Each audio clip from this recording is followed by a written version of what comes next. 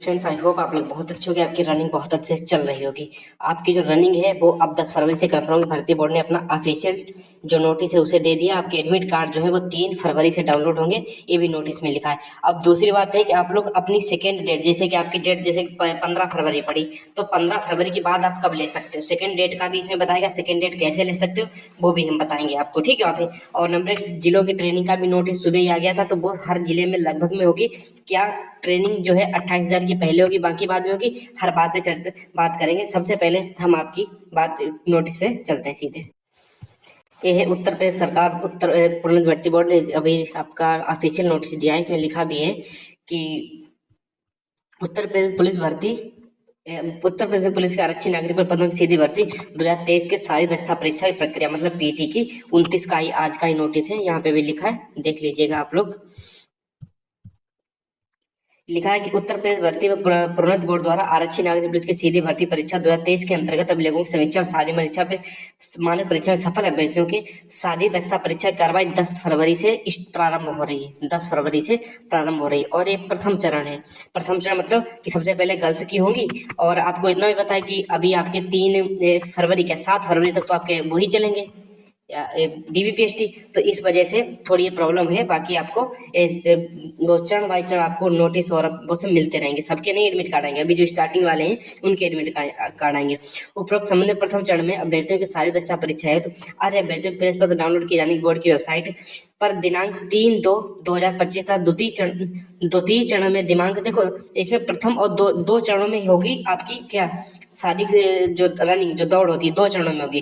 क्यों, आपको चीज ध्यान रखना कि 10-7 फरवरी तक आपके उसके एडमिट कार्ड चलेंगे और जिसका एडमिट कार्ड 3 फरवरी को नहीं आएगा, हमें लगता है कि जिसका भी बीए अभी 28 फरवरी तक, वो 28 जनवरी तक जिसकी भी डीबी हो चुकी है उनका पहले चरण में आ जाएगा। और 28 जनवरी के बाद वालों का जो एडमिट कार्ड है वो आ जाएगा 10 फरवरी को। तो मतलब कि जो परेशान ना हो, 10 सोचो कि देखो 7 फरवरी को लास्ट दिन है और 3 दिन के अंदर ही आपके सेकंड एडमिट कार्ड मतलब सेकंड चरण के एडमिट कार्ड दे जाएंगे। तो मुझे लगता है भर्ती बोर्ड जो कुछ कर रहा है जल्दी ही कर रहा है अपने अनुसार, वरना जैसे फॉर्म वॉर्म वगैरह ना होता तब तक भर्ती फाइनल हो चुकी होती।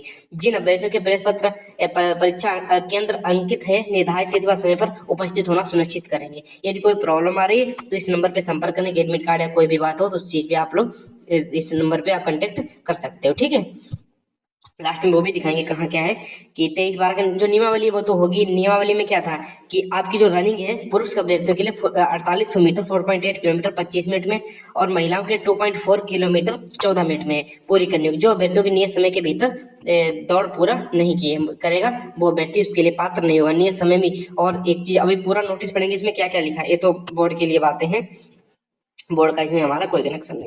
ये देखिएगा, समिति द्वारा मैनुअल टाइमिंग प्रयोग किए जाने की अनुमति नहीं दी जाएगी। समिति द्वारा मैनुअल टाइमिंग मतलब कि आपको शायद मुझे लगता है कि इसमें मैनुअल टाइमिंग का मतलब जो घड़ी आप नहीं पहनते हो, मुझे लगता है घड़ी की अनुमति मुश्किल है। अभी तो मैनुअल टाइमिंग वही होती है और क्या होगी जो वॉच वगैरह यूज करते हैं, तो वॉच आपको नहीं यूज की जाएगी, मुझे लगता है उसी के लिए लिखा है। बाकी वहां पे जाने पर कंफर्म हो ही जाएगा, बहुत कम चांस है। क्यों नहीं होगी कि सीसीटीवी कवरेज सहित मानकीकृत इलेक्ट्रॉनिक टाइमिंग उपकरण जो आपकी जो चिप है RFID जो चिप है वो लगेगी। और पर्याप्त बैकअप के साथ बायोमेट्रिक का प्रयोग यथार्थता था पारदर्शिता सुनिश्चित करने के लिए किया जाएगा, प्रतिरोपण से बचने के लिए किया जाएगा, ठीक है। ये सब उसमें बताएगा। मुझे लगता है घड़ी आपको अलाउ नहीं की जाएगी, इसमें सब कुछ बता दिया गया है। और सारी दस्ता परीक्षा में सफल और असफल, देखो यहाँ पे लिखा है, एक चीज देखना कि सारी दस्ता परीक्षा में सफल तथा एवं असफल अभ्यर्थियों की सूची दल के सदस्यों द्वारा संयुक्त रूप से घोषित की जाएगी। संयुक्त रूप से क्यों, उनके साइन वगैरह होंगे दल के। उसके बाद क्या लिखा है, सारी दस्ता परीक्षा का परिणाम परीक्षा स्थल पर सूचना पट्ट पर दिन की समाप्ति पर प्रदर्शित किया जाएगा। देखो दिन की समाप्ति पर कैसे प्रदर्शित किया जाएगा, आप तो सोचिएगा कि आपकी रनिंग जैसे पहले ग्रुप के 100 बच्चे हैं, रनिंग हो गई और रनिंग होने के बाद में आपकी तुरंत वो लिस्ट तुरंत ही आपकी प्रिंट आउट होके आ जाती है। आपको बिठाएंगे 10 मिनट बिठाएंगे आपको साइड से, तब तक दूसरा ग्रुप दौड़ेगा। मैं बता रहा हूँ कि आपकी रनिंग कैसे होती है कि जैसे कि आप 100 का ग्रुप बन गया, ठीक है, उसमें चिप वगैरह लगा के आप 100 बच्चे दौड़ दिए, उसके बाद उनको साइड से बिठा लिया जाएगा साइड से और दूसरा ग्रुप तैयार कर दिया जाएगा। साइड से आप बैठ जाओगे तब तक आपके लिए जो लिस्ट है वो तुरंत ही कंप्यूटर पे तुरंत ही टाइप होके मतलब प्रिंट होके आ जाती है। तो प्रिंट होके आ जाती है तो आपको पता है लिस्ट वगैरह तो बाहर लग जाएगी। जैसे आपने वहाँ पे क्या नाम चिपका पूरा डाटा सबको निकला है, तब आपके पास वहाँ पे पता एक लिस्ट निकलेगी, वहाँ पे आपको साइन करने होंगे, कैंडिडेट साइन वहाँ पे लिखे होंगे, यहाँ पे लिखा होगा फेल और पास, फेल और पास वहाँ पे लिखा होगा, ठीक है। तो आप फेल और पास हो तो तुरंत ही दिख जाएगा, विद इन 10-15 मिनट आप जैसे रनिंग कंप्लीट करोगे उसके 10-15 मिनट बाद आपको पता चल जाएगा। हाँ, जो आपकी सूचना पट्ट पे है जो नोटिस वगैरह है वो हो सकता है शाम तक लगाएं, लेकिन लग पहले भी जाएगी, लेकिन मेरे अनुसार 100% है, जब साइन करोगे तो आपको हर चीज पता ही चल जाएगी, फेल या पास, तो आपको वहाँ पे रुकने की कोई जरूरत नहीं। मैंने यहाँ पे आपको सारा सब कुछ बता दिया है, ठीक है। आपको जो आपका आधार कार्ड और आपको बोले लेके जाना होगा एडमिट कार्ड।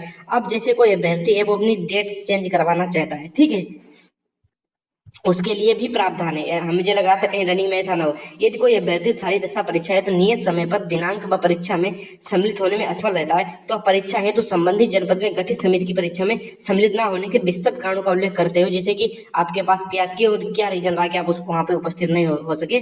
किसी अन्य दिनांक को परीक्षा में सम्मिलित होने के लिए परीक्षा दिवस को ही, जिस दिन आपकी परीक्षा मतलब जिस दिन आपका पीटी का एडमिट कार्ड है उस दिन ही स्वयं या किसी प्रतिनिधि के माध्यम से प्रत्यावेदन दे सकता है। या तो आप स्वयं दे सकते हो या आप किसी अपने जैसे पापा है या मम्मी, मतलब पापा या भाई, किसी को भी, मम्मी को नहीं, किसी मम्मी भी दे सकती है, किसी को भेज सकते हो और वहां पे आपको वो डेट नहीं दे देंगे। बस इतना कहा गया है। उसके बाद क्या कहा गया कि निर्णय लिया जा सकता है सारी दशा परीक्षा अंतिम दिनांक के पश्चात कोई तिथि की दशा में पुनः निर्धारण नहीं किया जाएगा। यदि एक बार आपने डेट बढ़वा ली उसके बाद दोबारा आपकी उस डेट पर कोई निर्धारण नहीं किया जाएगा, फिर भी नहीं आए तो आपको असफल माना जाएगा और आपको फेल घोषित कर दिया जाएगा, ठीक है। एक चीज यहाँ पे देखना, परीक्षा में विहित मानक प्राप्त न कर सकने के कारण असफल हो जाने वाले अभ्यर्थी को दूसरा मौका नहीं दिया जाएगा और स्वास्थ्य के कारण किसी अन्य आधार पर चाहे जो भी हो, जैसे कि आप रनिंग, इसका मतलब इस नोटिस इस वाले पॉइंट का मतलब है यदि आप रनिंग में शामिल हो गए और आप रनिंग में शामिल होने के बाद आप फेल हो गए और फिर आप जाते हो टीम के पास, मुझे मेरा स्वास्थ्य खराब नहीं था या मुझे बुखार था या मैं जुकाम था, फिर वो आपको असफल ही माना जाएगा, फिर आपको पास नहीं किया जा सकता किसी भी हालत पर, ठीक है। तो आपको मैंने नोटिस का पूरा बता दिया। बाकी आपको इतना तो पता ही है कि ट्रेनिंग वाला नोटिस है वो भी चलो हम दिखाई देते हैं, बाद में आपको सब कुछ देख लेना। मेन चीज इसमें हमें ये दिखानी थी कि बाकी कुछ नहीं था, कि इसमें लिखा है कि जैसे हर जिले का दिया है, 75 के 75 जिलों में आपकी ट्रेनिंग होगी। क्यों आप लोग कह रहे थे, देखो इसमें ये लिखा है कि प्रयागराज में कितने बच्चे जाएंगे। प्रयागराज में 400 संख्या की जो ट्रेनिंग हुई थी अधिकतम, वो अब तक अधिकतम प्रशिक्षण 2011 में हुआ था। 2011 में कितना प्रशिक्षण हुआ था? 400 कैंडिडेट का। और इस बार सहमति के आधार पर संख्या, इस बार सहमति के आधार पर संख्या कितनी बनी थी उस टाइम पे? 200। अब लेकिन प्रस्तावित संख्या इस बार की है, प्रस्तावित संख्या इस बार मतलब उस प्रयागराज वाले सेंटर को कहा गया कि आपके सेंटर पे 1000 बच्चे आएंगे। इसी प्रकार बदायूं वाले सेंटर पे 500 सेंटर बच्चे आएंगे। तो बहुत लोग परेशान थे कि 28,000 का ही लगभग में डीवी बता रहे आपका, ये वो होगा। 1 मिनट, लास्ट में हम दिखा रहे, हाँ यहाँ पे शायद लिखा था, हाँ ये लिखा है। बहुत लोग कह रहे थे कि शायद इस बार 25,000, ये लिखा है 25,184 की ही पहले फर्स्ट बैच में जाएगा। नहीं, आपकी जो प्रस्तावित संख्या है इसके अनुसार आपकी ट्रेनिंग रहेगी। यदि प्रस्तावित संख्या ये भेजना ही नहीं था तो प्रस्तावित संख्या लिखने की कोई जरूरत ही नहीं थी, इसका मतलब, ठीक है। तो मैंने आपको बता दिया कि आपको जो इस बार ट्रेनिंग होगी एक साथ सबकी होगी, एक साथ ट्रेनिंग होगी, इसलिए कोई परेशान मत होइएगा। तो बाय बाय, टेक केयर, मिलते हैं नेक्स्ट वीडियो में। अपने हंसते रहिएगा, मुस्कुराते रहिएगा, ठीक है।